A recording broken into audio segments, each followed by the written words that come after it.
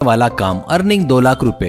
वैजाग नामक गांव में मालिया करके एक आदमी रहता था। उसके हाथ पैर सब सही रहने के बावजूद भी वो जानबूझकर वो अंधा बनकर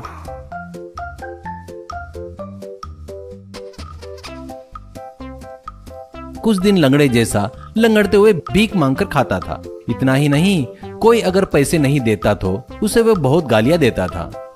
लोग जेब में पैसा नहीं है बोले तो फोन का स्कैनर गले में डालकर मांगना शुरू करता था। ऐसे कुछ दिनों बाद एक दिन रोड पर आकर मालिया, आओ साहब आओ, दान करो, दान करके पुण्य कमाओ, उसी पुण्य से आप लोग स्वर्ग में जाएंगे, जाकर वहाँ फुल एंजॉय करेंगे। वैसे दिए बगैर गए तो आपको नरक में तेल में फ्राई करेंगे। सावधान साहब सावधान, पुण्य कीजिए साहब, ऐसा कहता है। इससे कुछ लोग डरकर पैसे देते हैं। कुछ लोग के पास पैसे नहीं रहता तो वो लोग ऑनलाइन पेमेंट करके जाते थे। ऐसे मालिया की हरकतें नजदीक से देख रहे उस गांव के प्रेसिडेंट, क्या रे, सुबह सुबह ड्यूटी पर चढ़ गया क्या? फिर भी तेरे लिए अच्छा बुरा कुछ नहीं रहता क्या? सुबह सुबह ही तेरा फालतू थोबड़ा देखकर सबको गाली दे रहा है क्या? भीख मांगने में भी गुंडागर्दी कर रहा है क्या?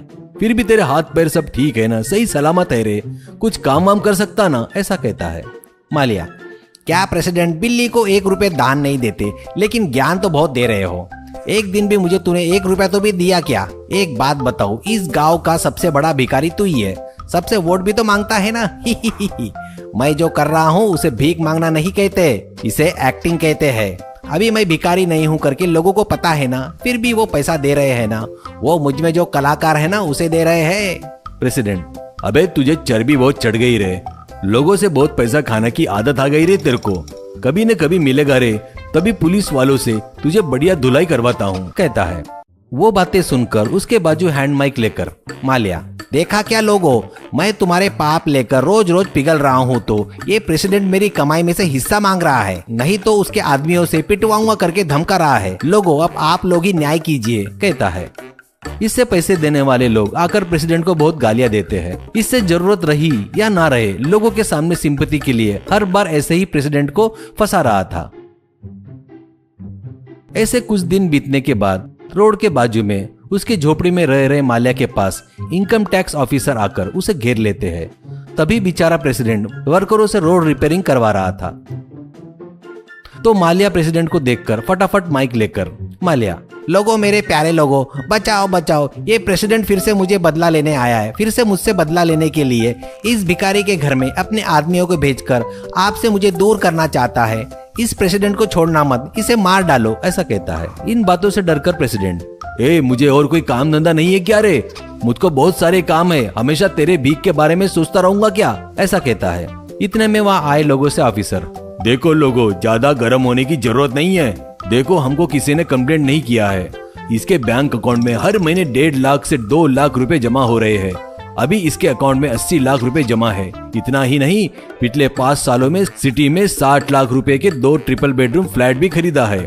ये इतना सब कुछ करके भी सरकार को इनकम टैक्स नहीं बांध रहा है। ये कौन है करके महीने भर से इंक्वायरी किए तो आखिरी में ये यहाँ पर मिला है। हम पहले इससे थोड़ी सेटिंग करते हैं, इसके बाद आप लोग अपना हिसाब कर लेना। ऐसा कहकर वो ऑफिसर संकल से उसे बांध देता है। फिर वहीं रखे पेटी भरकर बहुत सारा पैसा दिखता है।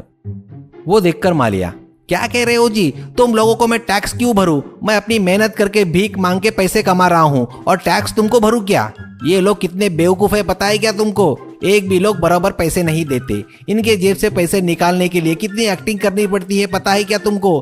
कितना अपडेट रहना पड़ता।